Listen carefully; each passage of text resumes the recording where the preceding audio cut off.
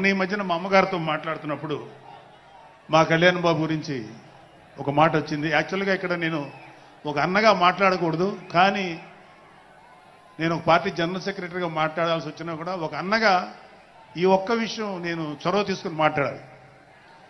So మా అమ్మని అడిగాను, అంటే ఆవిడ నాతో చాలా ఫ్రెండ్లీగా ఉంటుంది. ఆవిడని అడిగా, ఏదో మాటల్లో వచ్చింది,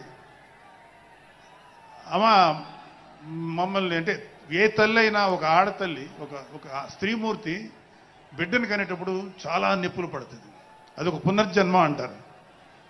అలాంటిది నేను మా అమ్మని అడిగా, నేను పుట్టినప్పుడు ఏమన్నా పెయిన్స్ అనుభవించావమ్మా అని. మా అమ్మ అంది, నువ్వు పుట్టినప్పుడు నేను అనుభవించినంత పెయిన్స్ భూమి మీద ఆడది అనుభవించలేదు, అంత కష్టం పెట్టేవాడు.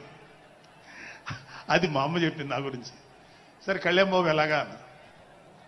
గొప్ప విషయం అంటే నేను షాక్ అయ్యా. వాడు పుట్టినప్పుడు నాకు పెయిన్ అనేది కొంచెం కూడా తెలియలేదురా, అలాగా నాకు పెయిన్ లేకుండా పెయిన్ ఇవ్వకుండా పుట్టాడు.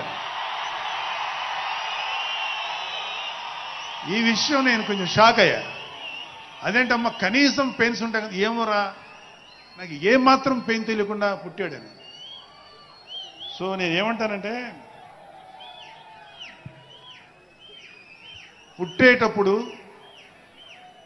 కన్న తల్లికి కూడా ఏమాత్రం నొప్పి బాధ ఇవ్వకుండా పుట్టిన పవన్ కళ్యాణ్ లాంటోడు, అలాంటి నాయకుడు